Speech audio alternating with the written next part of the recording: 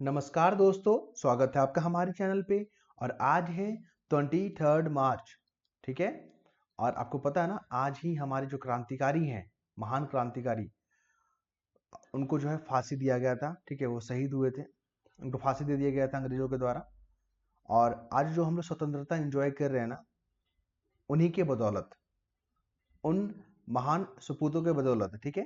तो हम लोग उनका जो है हमेशा आदर, उनका सम्मान, उनके आदर्शों को हम लोग संजोए रखेंगे, ठीक है। और नेक्स्ट मूव करते हैं, हम लोग अपने टॉपिक पाते हैं। 23 मार्च है और यहाँ पे आज के पेपर में जो खास न्यूज़पेपर है ना, देखिए यहाँ पे कल का न्यूज़पेपर में आया हुआ था कि हम एक जो कोर्ट के जो जज है ना, हाई कोर्ट के जज थे, उनके घर में आग लगा, दमकल कर्मचारी आया, आग बुझाया, तो वहाँ पे नकदी मिला है उनके घर से, ठीक है, कैश मिला है। और ये जो पिक्चर देख रहे हैं ना, ये जला हुआ नोट है, ठीक है। तो इन पर जो है ना, 3 कमिटियों का जो मतलब 3 सदस्यों का कमेटी बना है इनको जांच करने के लिए, ठीक है। तो यहाँ से जो क्वेश्चन पूछेगा आपसे, एक तो कॉलेजियम सिस्टम को लेकर क्वेश्चन पूछ लेगा, और यहाँ पे मुख्य न्यायाधीश, जो कोर्ट होता है सुप्रीम कोर्ट, उसके क्या कार्य होते हैं, आइए देखते हैं। यहाँ पे मैंने नोट्स बना दिया आपके लिए, जिससे कि यहाँ पे सुप्रीम कोर्ट का कार्य क्या होता है, ठीक है। मौलिक अधिकार का, जो हमको फंडामेंटल राइट मिला हुआ ना, उसका संरक्षण करना, पहला फैक्ट हो गया। संविधान का एक्सप्लेन करने में, व्याख्या करने में, ठीक है। और फिर यहाँ पे संवैधानिक वैधता की समीक्षा करना, मान लीजिए कोई भी कानून बन जाता है तो क्या वो संविधान के अनुसार है, क्या वो फंडामेंटल राइट का उल्लंघन नहीं कर रहा है। तो इन तमाम पहलुओं पे इसको फोकस किया जाता है और समीक्षा की जाती है सुप्रीम कोर्ट या हाई कोर्ट के द्वारा। विशेष अनुमति याचिका, स्पेशल लीव पिटीशन, हमने कल भी इसको जिक्र किया था इसके बारे में। ये जो है ना, अपील करने का एक असाधारण तरीका है।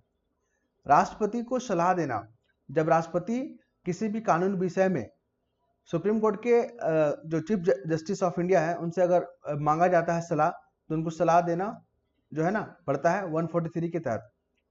अपील की सुनवाई, मान लीजिए जो लोअर जज है, लोअर कोर्ट है, वहां से फिर फैसला गया, वहां से आप अपील किए हाई कोर्ट में, फिर हाई कोर्ट से कहाँ अपील करेंगे, सुप्रीम कोर्ट में, ठीक है। तो ये तमाम फैक्ट को याद रखिएगा, क्वेश्चन पूछना होगा यहीं से पूछ लेगा।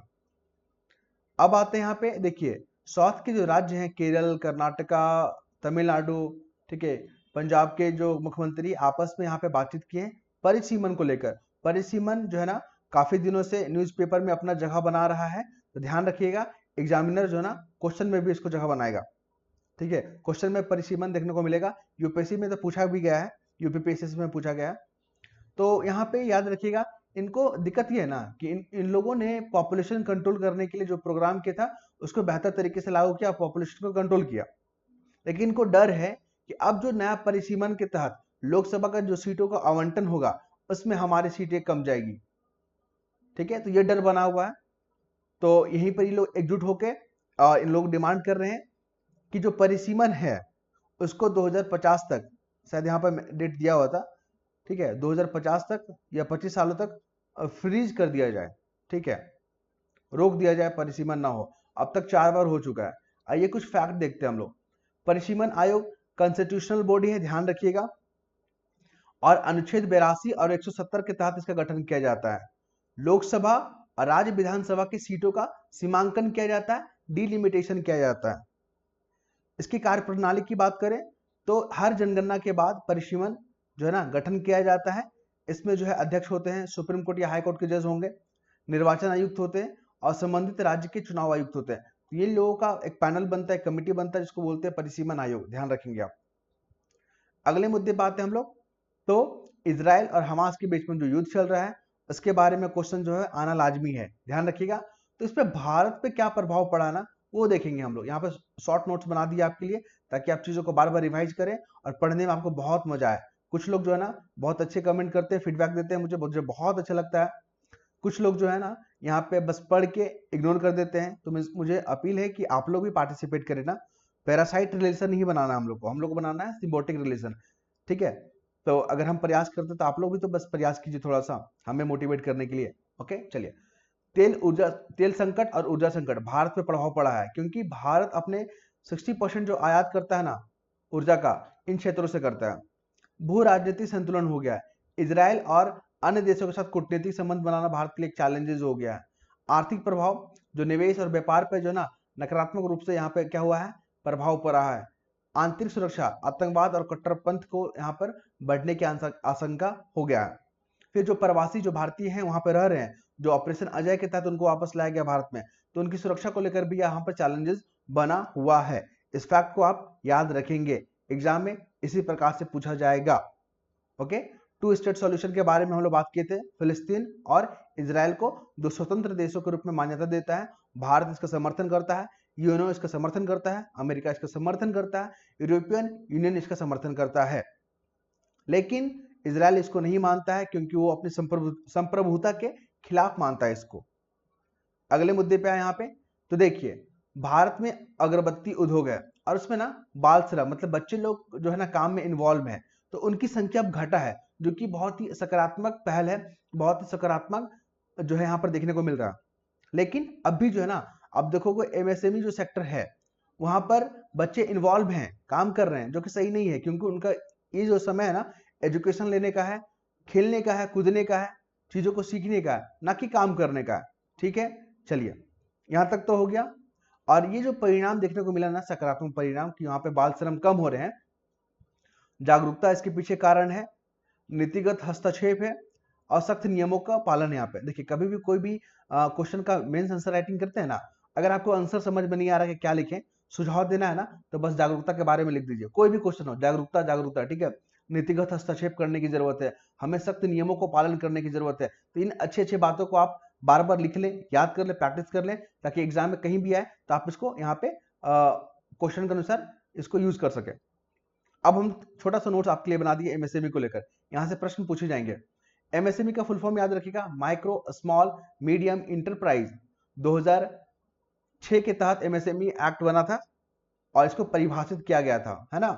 जीडीपी में इसका कितना योगदान है, 30% के लगभग, निर्यात में 45% के लगभग, रोजगार में 11 करोड़ लोगों को लगभग रोजगार देता है। ये सब डाटा को यूज कीजिएगा इकोनॉमिक्स में, ठीक है। जब एमएसएमई का इंपॉर्टेंस पूछेगा ना, ये सब डाटा डालिएगा।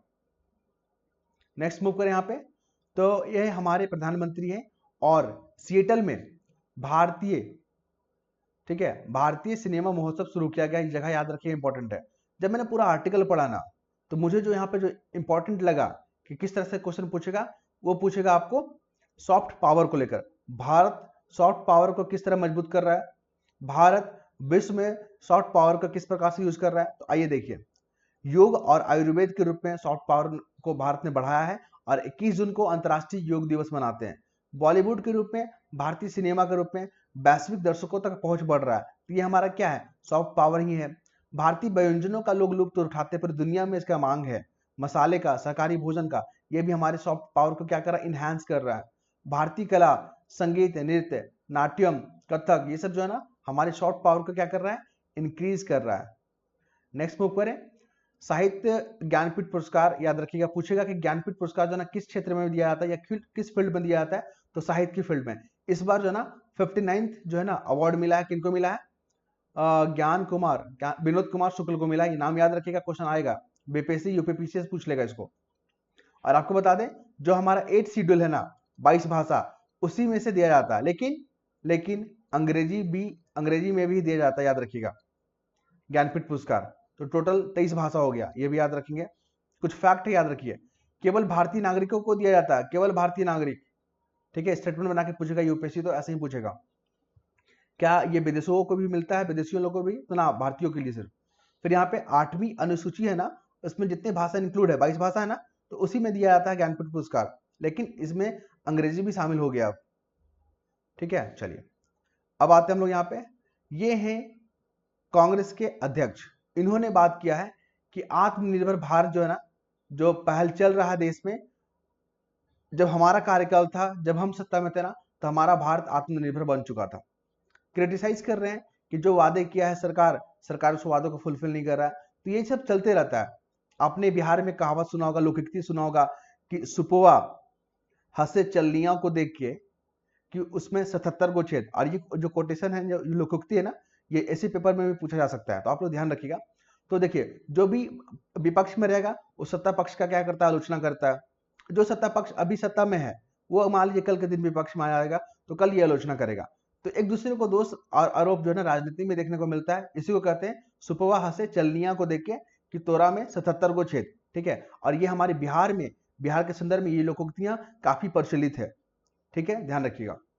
तो हम लोग यहाँ पर बात करेंगे कि हमें आत्मनिर्भर बनना है, हमें विकसित भारत बनना है, तो हमको क्या प्रयास करने होंगे। तो यहाँ पे मेक इन इंडिया पे काम करना होगा हमको, और हमको PIL प्रोडक्शन लिंक इंसेंटिव ठीक है, PLI पे काम करना होगा हमको। तो आइए कुछ फैक्ट देख लेते हैं। मैंने यहाँ पे आपके लिए कंटेंट तैयार किया हुआ है कि देखिए मेक इन इंडिया का और PLI का योगदान कैसे होगा। तो आत्मनिर्भर भारत बनाने में घरेलू उत्पादन को बढ़ाकर और विदेशी निर्भरता को हम लोग कम करेंगे। अगर घरेलू में प्रोडक्शन करेंगे तो हम विदेशी निर्भरता क्यों रहेंगे, फिर इससे हमारा क्या होगा, आत्मनिर्भर बनेंगे। फिर निर्यात में बढ़ोतरी करेंगे। अभी क्या करते हैं, अपनी ऊर्जा का 87% हम लोग क्या करते हैं, इंपोर्ट करते हैं। और मेक इन इंडिया PLI के तहत हम लोग प्रोडक्शन करेंगे और उसको क्या करेंगे, एक्सपोर्ट करेंगे। तो भारत एक वैश्विक जो है ना एक्सपोर्टर हब के रूप में जाना जाएगा। टेक्नोलॉजी और नवाचार पे हम लोग काम करेंगे। सेमीकंडक्टर, फार्मा, इलेक्ट्रॉनिक जैसे तमाम प्रोडक्ट को भारत बनाएगा और भारत जो है ना इन तमाम क्षेत्रों में आत्मनिर्भर हो पाएगा। रोजगार और स्किल डेवलपमेंट 2047 तक भारत को $100 ट्रिलियन का अर्थव्यवस्था बनाने में मदद करेगा रोजगार और स्किल डेवलपमेंट। अब थोड़ा सा PIL के बारे में देख लीजिए। 2021 में दूरसंचार को लेकर व्हाइट गुड, कपड़ा, चिकित्सा उपकरण, वाहन, विशेष इस्पात, खाद, उच्च दक्षता वाले सौर PV मॉड्यूल, उन्नत रसायन सेल बैटरी, इन तमाम क्षेत्र मतलब 14 को क्षेत्र है PLI के तहत।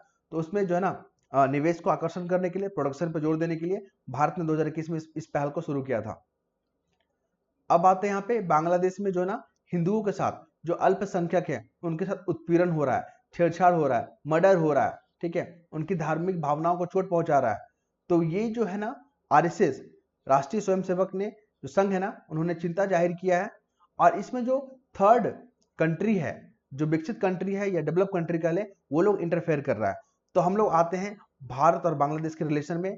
तो देखिए 1971 में बांग्लादेश बना था और भारत ने इसकी मदद किया था पाकिस्तान से स्वतंत्रता प्राप्त करने में। भारत और बांग्लादेश जो है ना किन किन बहुपक्षीय मंचों पर जो है साझा करता है। देखिए संयुक्त राष्ट्र में, बिम्स्टेक में, सार्क में और IOR में, ठीक है। साथ ही भारत और बांग्लादेश में कूटनीतिक संबंध है, आर्थिक संबंध है, सांस्कृतिक संबंध है, रणनीतिक साझेदारी है।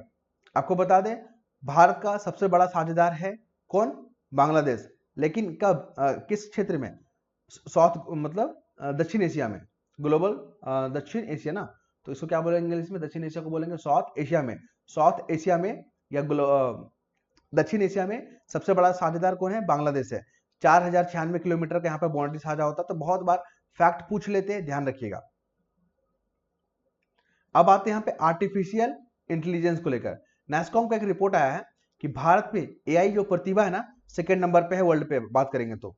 भारत में जो AI ग्रोथ कर रहा है ना 25 से 35% ग्रोथ कर रहा है हर साल। ओके, तो ये तमाम फैक्ट को, डाटा को याद रखिएगा। और 4,20,000 लगभग प्रतिभा है AI से जुड़ा हुआ भारत में। तो कुछ फैक्ट है देख लीजिए। AI किसको बोलते हैं, तो आर्टिफिशियल इंटेलिजेंस का मतलब क्या होता है, एक ऐसा तकनीक जो मशीन होता है ना, वो मानव की तरह सीखने, सोचने और निर्णय लेने की काबिल बनता है। AI में कौन कौन सा प्रोडक्ट यूज होता है, machine learning, deep learning, NLP, robotics, computer का यूज होता है। AI का यूज हम लोग हेल्थ केयर में, शिक्षा, रक्षा, कृषि, अर्थव्यवस्था, जलवायु परिवर्तन में करते हैं। ये कोटेशन है, आप लोग अपने आंसर राइटिंग में यूज करेंगे। जैसे AI को लेकर अभी बहुत चल रहा चर्चा में ना, तो स्टीफन हॉकिंस वाला याद रखिएगा कि AI जो है ना मानवता का सबसे बड़ा क्या है, आविष्कार हो सकता है या सबसे बड़ा विनाश हो सकता है, स्टीफन हॉकिंस ने कहा था। समय कितना हो गया, 15 मिनट हो चुका है। और फिर हम लोग नेक्स्ट वीडियो में मिलते हैं, ठीक है। PDF चाहते हैं, लिंक मिल जाएगा आपको, और तो आप लोग ज्वाइन हो सकते हैं। और एक हमारे व्यूअर ने कहा था कि मुझे सर पूरा PDF हमको चाहिए लगभग 6 महीने का। तो उनको तो मैंने सॉल्यूशन बता दिया था कि आप हमारे टेलीग्राम चैनल के जो फाइल वाला सेक्शन है ना, वहाँ पे आपको सारा PDF मिल जाएगा, बिल्कुल निःशुल्क है, कोई पैसा पे नहीं करना होगा। तो आप लोग वहाँ पे जाके देख सकते हैं और आप लोग अपने कंटेंट को तैयार कर सकते हैं। ओके, हमारे चैनल पे मिल जाएगा सारा कुछ। तो नेक्स्ट वीडियो में मिलते हैं हम लोग, धन्यवाद।